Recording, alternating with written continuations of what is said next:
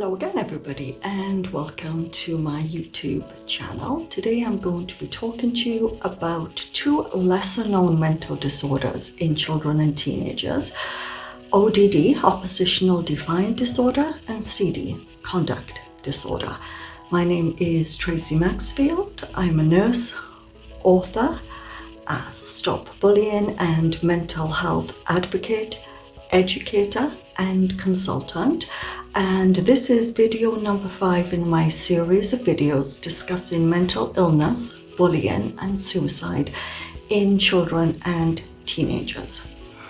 So it is estimated approximately 10 to 16% of kids, teenagers and children have ODD, Oppositional Defiant Disorder. The signs and symptoms usually show up around elementary school, and it's predominantly amongst the ages of 8 to 15, with males having it more actually than females. Although part of me wonders if they're just not assessing girls correctly and thinking more it's attributed to being a girl. Anyway, ODD, Oppositional Defiant Disorder, is a serious behaviour disorder, and the signs and symptoms really are kids that are defiant. They're angry, they're mean, they're spiteful, they're nasty. Especially in children, you will see hitting, hair pulling, pinching, biting, and even though you may punish them or you may talk about what is appropriate behavior, they will continue to do it and seem to have a blatant disregard for their actions and actually the pain and sadness they may be causing someone. Other symptoms are that they just have blatant disregard for any discipline or rules at home. Oppositional Defiant Disorder can actually be characterized as mild, moderate and severe. So for example, mild ODD is when it occurs in only one setting. So maybe the child or the teenager has problems just at home or in school. It's just in one particular setting.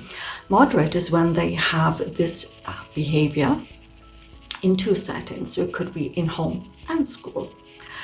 And then severe is when they have it in any setting, so they'll display the same rudeness, spitefulness, maliciousness, violent outbursts and tendencies in school, at home, at grandparents, at friends' homes, in the mall, anywhere. Now, I think what's really important is that it is increasing, and most researchers seem to think that it's due to a combination of two factors. Certainly a genetic predisposition, but also environmental factors. And if you recall, when I have discussed ACEs, adverse childhood experiences in the past, we know what traumatic experiences such as abuse, or a parent who has a mental illness, or there's alcohol abuse in the family, what this does to actually the developing brain as it grows, and also the chemistry, the chemical activity involved. And the same is true with an oppositional defiant disorder. What we're finding is it's kids that maybe have had abuse in childhood, or they have neglectful parents, or maybe a parent who is really an authoritarian when it comes to discipline. The usual then ACEs, the neighborhood, lack of supervision, influences that they're dealing with on a daily basis, all can contribute to the likelihood of a child developing an oppositional defiant disorder. And it's when they are allowed to continue this behavior, it continues to escalate, and they may then turn to crime, drugs or alcohol, theft, vandalism. That's how it kind of progresses. And if it is a more serious oppositional defiant disorder, what we're finding is if left untreated, it will then progress into the much more serious and actually quite scary CD, Conduct Disorder. as the child or the teenager ages. So treatment options for oppositional defiant disorder are working with the school, working with the parents, working with the family, individual counselling with the child to develop appropriate coping strategies and also social skills. And over time, as we continue to work with them to develop ways of integrating into society, schoolwork usually improves, home life usually improves, and they're eventually able to develop friendships, albeit with a close-knit group, but they will develop some friendships. Conduct disorder is much, much more serious, and the reason why I emphasize conduct disorder is that even though only 4% of children and teenagers, primarily ages 9 to 17 and males, have conduct disorder, the reason why this is serious is because conduct disorder goes up another step. And it is behaviors and aggression and vindictiveness and malicious behavior. It is absolute disregard for anyone and property and animals. So you will find that they deliberately hurt people, not only with verbal and emotional abuse, but also with physical threats, cruelty to animals, and that is a very strong indicator of a child or a teenager with a conduct disorder.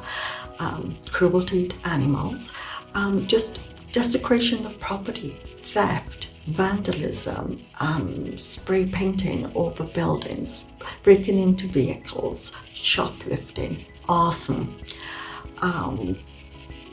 abuse towards the parents. It's not unusual for them to actually be threatening and aggressive towards parents. They're very much a bully, and so at school, if they have any friends, it's because the friends are scared of them and they're kind of supporting them in their bullying activity, or else they have no friends because they really don't have the capacity for compassion and love and understanding. And so the reason why conduct disorder is very serious is that it seems no amount of discipline will actually work for these kids. When they actually get into therapy, many of them actually go to residential or military schools, wilderness schools, academies, to kind of have a tough love approach to discipline them. Therapy, if caught soon enough, is long-term, it is ongoing, and it is a lot of work and effort, because it's not only is there school involvement, but there's family and parental skills that need to be developed, and there's individual therapy also with the child or the teenager. And even then, sometimes it doesn't always work.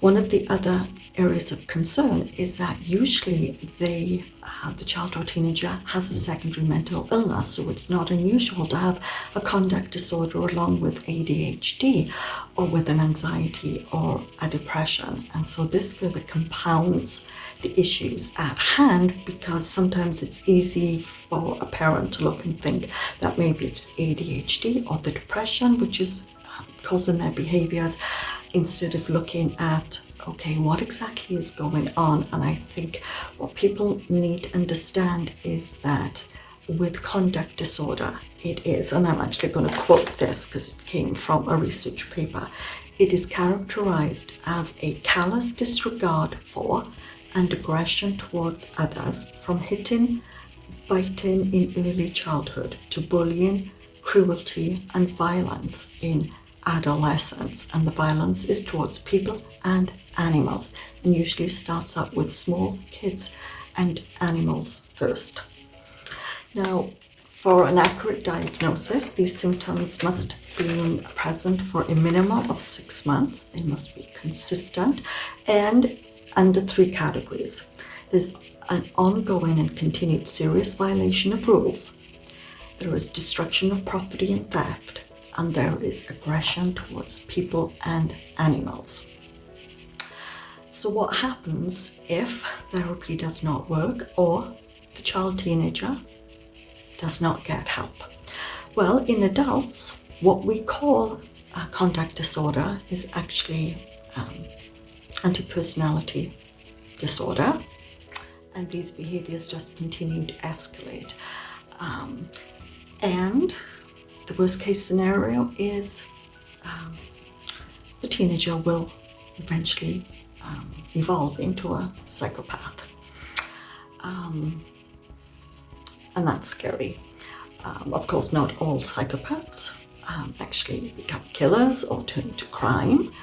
Many function in society, albeit not that well, because you think of someone in a power position, bullying, threats, violence, intimidation, etc. But society is full of psychopaths, although it does increase the tendency for a child or teenager with untreated severe conduct disorder to then develop psychopathic tendencies and will inevitably turn to crime because they don't have the ability to understand right from wrong. And researchers think this is probably due to a factor that they do have a poor developed frontal lobe, and that actually helps you distinguish appropriate from inappropriate behavior, what is right and wrong, etc. And they don't have the compassion or the understanding to show love, to understand love, and to be loved. And it's that inability, purely because of the deficit in the frontal lobe and in the brain, that sends them on this downward spiral. So certainly I felt it was important to bring to your attention because it is increasing amongst kids and it is not being diagnosed appropriately and being overlooked by parents because they attribute it to other factors such as hormones, attention seeking, they're just being difficult, they're being angry. Yes, there's all those factors, but it is so much more. And the sooner we're able to intervene and get treatment, the better option we have of giving your child and your teenager an opportunity at having a future and a good life. This actually will be discussed in much more detail, including is your child going to become a psychopath, in my blog at www.tracymaxfield.com. And please subscribe to the button below for more videos. My next video is actually going to be the impact of social media on our kids and on the increase in mental illness. So thank you again.